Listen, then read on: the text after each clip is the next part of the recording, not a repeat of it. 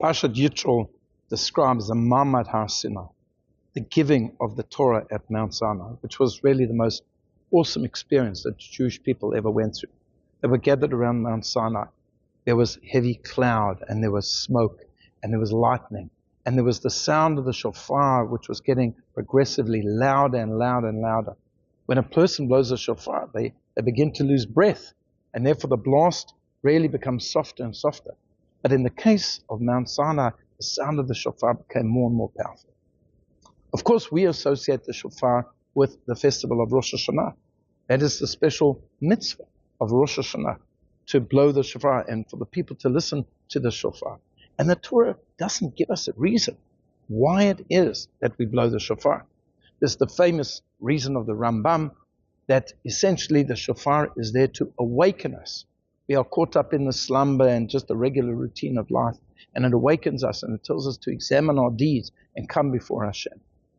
And Sadya Gaon, who lived centuries before the Rambam, he gave, if I'm not mistaken, 10 reasons, 10 allusions as to why we blow the shofar.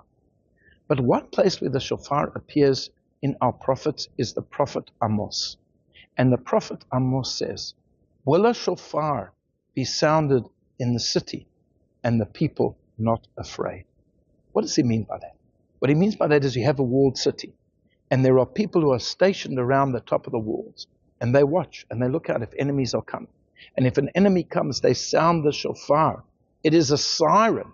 And therefore the prophet Amos says, if you hear that sound of the shofar, will you not become frightened? Will the people in the village not become frightened because the enemy is on their way? We blow the shofar throughout the month of Elul. In a way, it's to frighten us. The day of judgment is coming. And last Rosh Hashanah, it hit me that this has been a year of sirens. Since Simchat Torah of the year 5784, the 7th of October 2023, sirens have been heard across the land of Israel.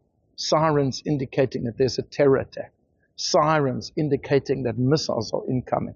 And what happens every time there's a siren? People have to run to their safe rooms. Children suddenly have to stop playing and stop working in school, and they have to run. And this causes an incredible amount of trauma. The sirens have been going on non-stop all of the time. How can a society live in such a way that there are sirens going on all of the time? And please God, we look forward to a time where the siren is for something positive. For example, when the siren sounds on Friday, that Shabbat is coming, and that people should stop working as it was in the times of the temple.